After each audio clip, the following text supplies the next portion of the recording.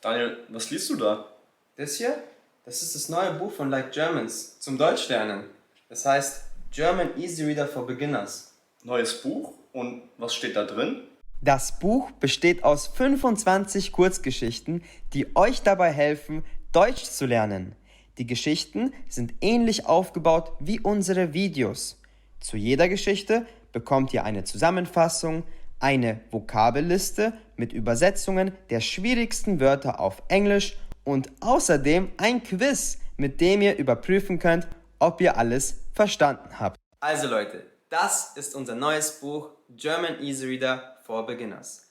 Wenn euch unsere Videos schon auf diesem Kanal gefallen, dann werdet ihr es lieben. Ihr könnt es ganz einfach bei Amazon bestellen. Den Link findet ihr unten in der Videobeschreibung. Und jetzt viel Spaß mit dem neuen Video. Auf geht's! In meinem Deutschkurs mache ich sehr gute Fortschritte. In meinem Deutschkurs mache ich sehr gute Fortschritte. Ich lerne mittlerweile seit einem Jahr Deutsch und bin auf dem A2-Niveau. Ich lerne mittlerweile seit einem Jahr Deutsch und bin auf dem A2-Niveau. Ich bin sehr gespannt, welches Thema wir heute behandeln. Ich freue mich sehr auf den Unterricht. Ich bin sehr gespannt, welches Thema wir heute behandeln. Ich freue mich sehr auf den Unterricht. Die anderen Teilnehmer sind wirklich sehr nett. Wir treffen uns manchmal nach dem Unterricht und üben weiter. Die anderen Teilnehmer sind wirklich sehr nett. Wir treffen uns manchmal nach dem Unterricht und üben weiter. Hier ist meine Sprachschule. Gleich beginnt der Unterricht. Hier ist meine Sprachschule. Gleich beginnt der Unterricht. Ich werde mich neben Lisa setzen. Sie spricht schon etwas besser als ich und hilft mir immer. Ich werde mich neben Lisa setzen. Sie spricht schon etwas besser als ich und hilft mir immer. Da kommt auch schon der Lehrer. Sein Name ist Herr Hans. Er arbeitet schon seit mehr als 5 Jahren als Deutschlehrer. Da kommt auch schon der Lehrer. Sein Name ist Herr Hans. Er arbeitet schon seit mehr als 5 Jahren als Deutschlehrer. Hallo liebe Schülerinnen und Schüler, willkommen zu einer weiteren Stunde in unserem Deutschkurs. Hallo liebe Schülerinnen und Schüler, willkommen zu einer weiteren Stunde in unserem Deutschkurs. Heute behandeln wir ein sehr wichtiges Thema, und zwar die Modalverben. Heute behandeln wir ein sehr wichtiges Thema, und zwar die Modalverben.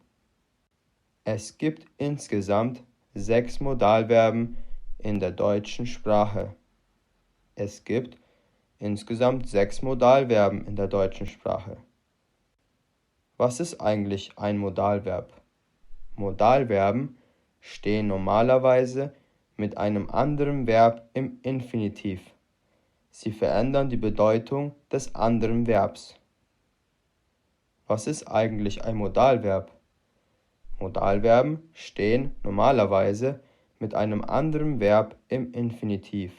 Sie verändern die Bedeutung des anderen Verbs.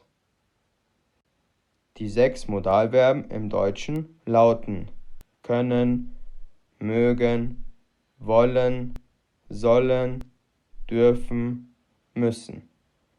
Heute schauen wir uns das Modalverb können an. Die 6 Modalverben im Deutschen lauten können, mögen, wollen, sollen, dürfen, müssen. Heute schauen wir uns das Modalverb können an. Können auf Englisch bedeutet to can. oder to be able to. Hier unten seht ihr die Konjugation des Verbs. Bitte lest sie laut mit mir vor. Ich kann, du kannst, er, sie, es kann, wir können, ihr könnt, sie können. Können auf Englisch bedeutet to can oder to be able to. Hier unten seht ihr die Konjugation des Verbs. Bitte lest sie laut mit mir vor. Ich kann, du kannst, er, sie, es kann, wir können, ihr könnt, sie können. Wie ihr wisst, steht das Modalverb können in der Regel mit einem anderen Verb in Infinitiv. Dieses andere Verb steht dann am Ende des Satzes. Ein paar Aussagesätze mit dem Modalverb können wären zum Beispiel: Wie ihr wisst, steht das Modalverb können in der Regel mit einem anderen Verb im Infinitiv. Dieses andere Verb steht dann am Ende des Satzes. Ein paar Aussagesätze mit dem Modalverb können wären zum Beispiel: Ich kann Klavier spielen. Er kann Deutsch sprechen. Wir können ins Kino gehen. Ich kann Klavier spielen. Er kann Deutsch sprechen. Wir können ins Kino gehen. Wie ihr seht, steht das zweite Verb immer im Infinitiv am Ende des Satzes. Bitte vergesst das nicht. Wie ihr seht, steht das zweite Verb immer im Infinitiv am Ende des Satzes. Bitte vergiss das nicht. Jonas meldet sich. Hast du eine Frage, Jonas? Jonas meldet sich. Hast du eine Frage, Jonas? Wie sieht denn die Satzstellung bei Modalverben aus? Wie sieht denn die Satzstellung bei Modalverben aus? Das ist eine sehr gute Frage. Danke dafür. Schauen wir uns die Satzstellung bei Modalverben an. Das ist eine sehr gute Frage. Danke dafür. Schauen wir uns die Satzstellung bei Modalverben an. Bei Aussagesätzen haben wir das Subjekt an erster Stelle. Darauf folgt das konjugierte Verb, also in diesem Fall das Modalverb, und an letzter Stelle das Verb im Infinitiv. Zum Beispiel: Ich kann Klavier spielen. Bei Aussagesätzen haben wir das Subjekt an erster Stelle, darauf folgt das konjugierte Verb, also in diesem Fall das Modalverb, und an letzter Stelle das Verb im Infinitiv. Zum Beispiel: Ich kann Klavier spielen. Es kann auch sein, dass der Aussagesatz nicht mit dem Subjekt beginnt. In diesem Fall rutscht das Subjekt hinter das konjugierte Verb. Das Verb im Infinitiv bleibt am Satzende. Zum Beispiel: Heute kann ich kochen. Es kann auch sein, dass der Aussagesatz nicht mit dem Subjekt beginnt. In diesem Fall rutscht das Subjekt hinter das konjugierte Verb. Das Verb im Infinitiv bleibt am Satzende. Zum Beispiel: Heute kann ich kochen. Bei Ja-Nein-Fragen beginnen wir unseren Satz mit dem konjugierten Verb. Danach kommt das Subjekt und am Satzende steht wieder das Verb im Infinitiv. Zum Beispiel: Kannst du gut kochen?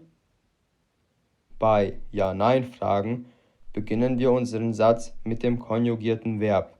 Danach kommt das Subjekt und am Satzende steht wieder das Verb im Infinitiv. Zum Beispiel: Kannst du gut kochen? Bei W-Fragen sieht es sehr ähnlich aus, nur steht hier an erster Stelle das Fragewort. Danach kommt das Modalverb. An dritter Stelle steht das Subjekt und am Satzende das Verb im Infinitiv. Zum Beispiel: Wann kannst du kommen? Bei W-Fragen sieht es sehr ähnlich aus, nur steht hier an erster Stelle das Fragewort. Danach kommt das Modalverb, an dritter Stelle steht das Subjekt und am Satzende das Verb im Infinitiv. Zum Beispiel: Wann kannst du kommen? Habt ihr alles verstanden? Habt ihr alles verstanden? Wann benutzen wir denn das Modalverb können, Herr Hans? Wann benutzen wir denn das Modalverb können, Herr Hans? Sehr gute Frage, Jonas. Sehr gute Frage, Jonas. Das Modalverb können benutzen wir, um über Fähigkeiten zu sprechen. Ich kann gut singen. Um über Möglichkeiten zu sprechen, wir können Pizza essen. Und um über Erlaubnis zu sprechen. Du kannst Pause machen. Das Modalverb können benutzen wir, um über Fähigkeiten zu sprechen. Ich kann gut singen. Um über Möglichkeiten zu sprechen. Wir können Pizza essen. Und um über Erlaubnis zu sprechen. Du kannst Pause machen. Vielen Dank für eure Aufmerksamkeit. Wenn es noch offene Fragen gibt, schreibt sie gerne in die Kommentare. Bis zur nächsten Stunde. Vielen Dank für eure Aufmerksamkeit. Wenn es noch offene Fragen gibt, schreibt sie gerne in die Kommentare. Bis zur nächsten Stunde. Hallo Leute, ich bin Daniel. Ich bin David und wir sind eure Deutschlehrer. Auf unserem Kanal findet ihr Videos, die euch dabei helfen, Deutsch zu lernen. Schaut auf unserer Patreon-Seite vorbei, dort bekommt ihr Übersetzungen zu den Videos und weiteres Material zum Deutschlernen. Den Link findet ihr in der Videobeschreibung. Und jetzt viel Spaß beim Video. Auf geht's!